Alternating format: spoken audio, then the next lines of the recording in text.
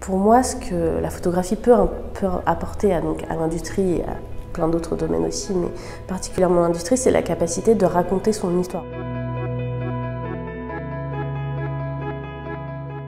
J'ai entendu parler du prix de la photo organisé par l'Hôtel de l'Industrie en fait, pendant mon cursus à Gobelin, puisque Gobelin est partenaire en fait, de ce prix. Ça m'a tout de suite intéressée. Je me suis demandé qu'est-ce que je pourrais raconter, parce que c'est ça qui m'intéresse en fait, dans l'image, comment essayer de raconter quelque chose. Donc là, le thème, c'était l'industrie du futur, et donc je me suis demandé comment représenter cette industrie du futur.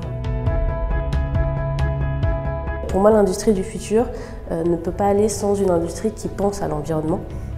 Et c'est aussi une industrie qui, pour moi, doit, même si elle pense au futur, doit s'ancrer dans le présent, c'est-à-dire doit parler et doit se démocratiser en fait. Et du coup, j'ai choisi de prendre en photo une veilleuse solaire qui fonctionne en fait avec un panneau solaire et avec une LED, et qui est pour moi un moyen d'apprendre aussi aux générations futures des nouveaux gestes qui sont de plus en plus démocratisés, comme l'utilisation des ampoules LED et des nouvelles énergies renouvelables, etc. Ce qui était important dans cet objet-là, c'était le rapport à la lumière, puisque c'est une veilleuse, et donc j'ai cherché comment capter cette lumière et comment donner vie finalement à cet objet.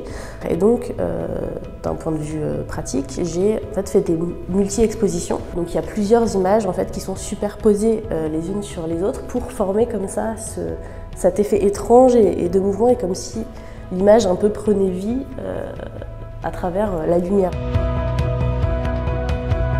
Il ne faut pas avoir peur de faire ce qu'on aime et de le faire surtout de la manière dont on l'aime, parce que c'est avec sa différence qu'on peut aussi se démarquer. Donc voilà, il ne faut pas hésiter à explorer des choses, à essayer des choses et à se lâcher en fait finalement.